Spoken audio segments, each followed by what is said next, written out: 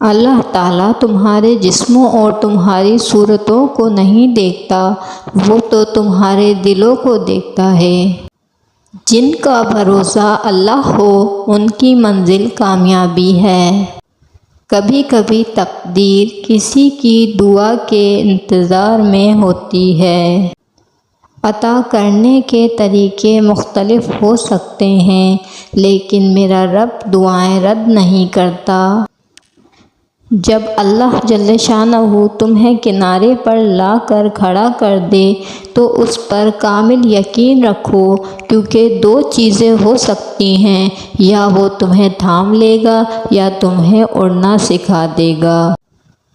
زندگی میں کبھی کوئی آپ کا کردار اٹھا کر چوک میں بھی لٹکا دے تب بھی اطمینان رکھیں، کیونکہ عزت اور ذلت صرف اللہ کے ہاتھ میں ہے۔ امید جب اللہ سے جڑی ہو تو ٹوٹنے کا امکان نہیں ہوتا۔ امید جب اللہ سے جڑی ہو تو ٹوٹنے کا امکان نہیں ہوتا۔ ایک آدمی نے کسی بزرگ سے پوچھا، میرا اللہ اس وقت کیوں نہیں سنتا جب میں مانگتا ہوں؟ بزرگ نے مسکرا کر جواب دیا، وہ تیرے گناہوں کی سزا بھی اس وقت نہیں دیتا جب تو کرتا ہے۔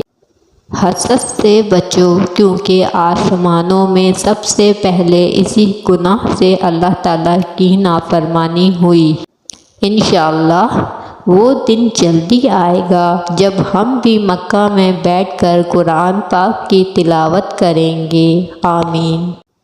لوٹ جاؤ اپنے رب کی طرف اور کہو، میں بھٹک گیا تھا۔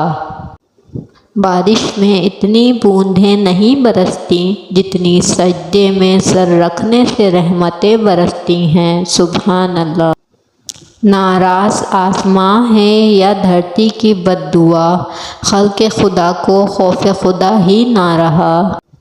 نعمت کا ملنا آزمائش ہے کہ تم نے شکر کیا یا ناشکری کی۔ نہیں مانگا میں نے تو کچھ بھی نہیں مانگا، اب مانگ رہا ہوں تو خدا مانگ رہا ہوں۔ آزمائش بھی اللہ کی طرف سے تمہارے لیے یقین کا امتحان ہوتا ہے۔